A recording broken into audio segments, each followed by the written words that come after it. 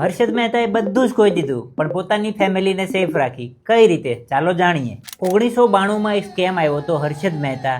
તેમાં કોર્ટે એમની પાસેથી બધી જ એસેટ, ગાડીઓ, ઇન્વેસ્ટમેન્ટ બધું જ ફ્રીઝ કરી દીધું. પણ એક વસ્તુ જેને કોઈ ના છીનવી શકે તે હતી તેમની 10 કરોડની લાઈફ ઇન્સ્યોરન્સ પોલિસી.